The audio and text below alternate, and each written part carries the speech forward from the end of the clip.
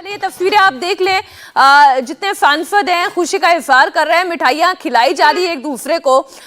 वाकई में एक जश्न का माहौल कांग्रेस पार्टी के लिए है। एक के बाद एक ऐसी चीजें इस पार्टी के साथ घट रही हैं जो इसका उत्साह बढ़ा रही हैं। फिर चाहे आप ये कहें कि राजस्थान में जो दो गुटों के बीच की रस्साकशी थी उसे बहुत हद तक वो लोग बैलेंस कर पाने में कामयाब रहे हों। कर्नाटक की जीत को आप थोड़ा देख लें। छत्तीसगढ़ में जिस तरीके से स्ट्रैटेजी अपनाई जा रही, जिसका जिक्र अभी हमारे पॉलिटिकल एडिटर देवेंद्र पराशर भी कर रहे थे कि प्रचार करना है। अच्छा, इसके साथ साथ ना सिर्फ मुद्दों को लेकर लड़ाई करनी है, इंडिया अलायंस बनाना, सभी विपक्षी दलों को एक प्लेटफॉर्म पर लेकर आना और फिर इस बात के लिए सहमत करना कि कोई एक चेहरा नहीं होगा इस अलायंस का, सब मुद्दों के ऊपर राजनीति करेंगे। इसी के बीच में कांग्रेस का जश्न के तौर पर आप देख सकते हैं हमारे सहयोगी विजय लक्ष्मी भी जुड़ गई हैं। विजय लक्ष्मी, अभी देवेंद्र ने बड़ी इंपॉर्टेंट बात कही कि राहुल गांधी के सिर माथे पहले तो वो जीत का सेहरा कर्नाटक का, और उसके बाद फिर राजस्थान और छत्तीसगढ़ में जिस तरह से प्रचार कर रही है इस वक्त कांग्रेस पार्टी, इसे देखकर ऐसा लगता है कि राहुल गांधी फिलहाल एकदम सही ट्रैक पर चल रहे हैं। देखिए, बिल्कुल कांग्रेस पार्टी कर्नाटक में जिस तरह से जीत हुई उसका श्रेय जो है वो भारत जोड़ो यात्रा को दिया कांग्रेस पार्टी ने, क्योंकि कर्नाटक जो शुरू के इनिशियल स्टेज थे उनमें कर्नाटक था और काफी लंबे अरसे तक कर्नाटक में कांग्रेस पार्टी की भारत जोड़ो यात्रा रही थी। तो जब नतीजे आए तो कांग्रेस के कई नेताओं ने कहा कि ये भारत जोड़ो यात्रा में जो हमने मोबिलाइजेशन किया या जिस तरह की मैसेजिंग हमारी रही उसकी वजह से कर्नाटक में हमें थम्पिंग मेजॉरिटी राहुल गांधी के लिए बांटा गया है।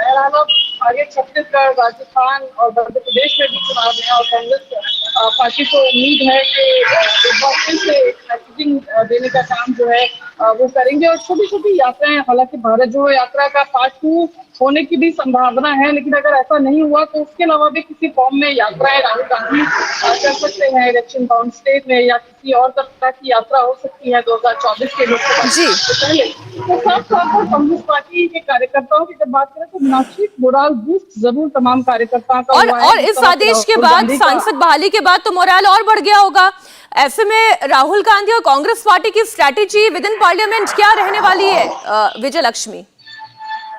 देखिए मीनाक्षी, जहां तक पार्लियामेंट की बात है तो कांग्रेस पार्टी तमाम इश्यूज को उठाएगी। मणिपुर पर एडजर्नमेंट मोशंस दोनों हाउसेज में, राज्यसभा में 267 के रूल के तहत और लोकसभा में एडजर्नमेंट मोशन तक की मांग कांग्रेस पार्टी के तमाम सांसद करते आए। लेकिन अब क्योंकि नो कॉन्फिडेंस मोशन पर 8, 9 और 10 तारीख को चर्चा होगी, तो ऐसे में मणिपुर समेत उम्मीद की जा रही है कि कांग्रेस पार्टी तमाम चीजों पर सरकार पर हमला बोलेगी। 2018 का नो कॉन्फिडेंस मोशन जो पीडीपी ने दिया हो, मीनाक्षी, अगर आपको याद हो, जिसमें नो कॉन्फिडेंस मोशन पर बोलने के बाद राहुल गांधी प्रधानमंत्री की कुर्सी तक गए थे और उनकी झपी वहां पर उन्होंने ली थी, इसलिए वो खबर बहुत हेडलाइंस में रही थी। लेकिन तीखा प्रहार रफाल से लेकर तमाम चीजों पर 2018 में कांग्रेस पार्टी ने बोला था। तो लोकसभा चुनाव से 1 साल पहले विपक्ष और पक्ष दोनों और एक मौका होगा अपनी बात कहने का। सरकार भी, क्योंकि प्रधानमंत्री नरेंद्र मोदी ने तमाम अचीवमेंट सरकार की गिनाई थी। और बिल्कुल, बल्कि बीजेपी की स्ट्रैटेजी पर तो देवेंद्र और ज्यादा बेहतर जानकारी दे पाएंगे। पिछली बार नो कॉन्फिडेंस मोशन जब कांग्रेस पार्टी लेकर आई थी तो प्रधानमंत्री मोदी ने उसे अपनी उपलब्धियां गिनाने के लिए इस्तेमाल किया था। एक बार फिर से नो कॉन्फिडेंस मोशन आया है। कांग्रेस पार्टी के हौसले भले ही कितने बुलंद हो, राहुल गांधी भले ही इस वक्त हाई स्पिरिट्स में हो, लेकिन क्या है इस वक्त बीजेपी की स्ट्रैटेजी?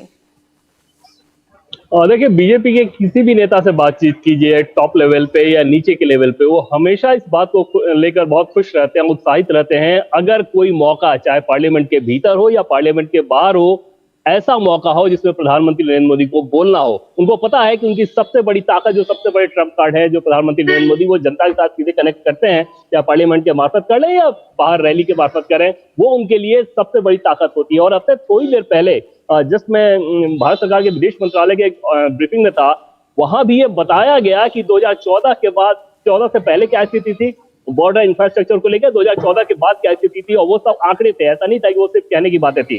तो ऐसे में किसी भी मंत्रालय के कामकाज को उठाकर आप देखें तो प्रधानमंत्री नरेंद्र मोदी और बीजेपी की जो मौजूदा सरकार है वो इस स्थिति में है कि आंकड़ों के आधार पर वो बता सकती है कि 2014 से 2004 के अगर टर्म को देखें, 2014 से 2023 तक के टर्म को देखें, तो उसमें नरेंद्र मोदी की सरकार हर एक मामले में आपको काफी आगे नजर आएगी, आंकड़ों के आधार पर भी वो दिखेगा।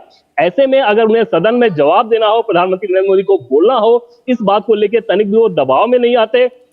कुल मिलाकर कोशिश ये होगी कि इस माहौल को इस रूप में इस्तेमाल किया जाए कि कांग्रेस पार्टी ने 2018 का जो नो कॉन्फिडेंस मोशन लाया था, जिसके बारे में प्रधानमंत्री नरेंद्र मोदी जब 2019 में जीत के आए, और तब उन्होंने कहा था, जब राष्ट्रपति के धन्यवाद प्रस्ताव पर चर्चा हो रही थी, कि कांग्रेस पार्टी 2023 में फिर से ऐसा प्रस्ताव लेके आएगी और 24 में हम उसी रूप में ज्यादा आंकड़ों के साथ जीत कर आएंगे। फिर वैसा ही माहौल बनाने की कोशिश। बिल्कुल आप ठीक कह रहे हैं देवेंद्र की पिछली बार जब नो कॉन्फिडेंस मोशन आया था, उसके बाद पार्टी यानी भारतीय जनता पार्टी प्रचंड बहुमत के साथ आई।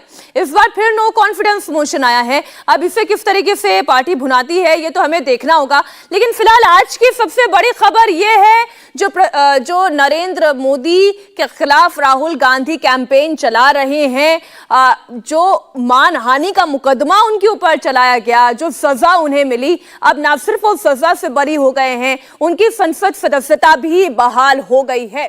इंडिया टीवी हर वक्त हर जगह डाउनलोड करने के लिए सर्च करें India TV news Google play store या ऐप स्टोर पर।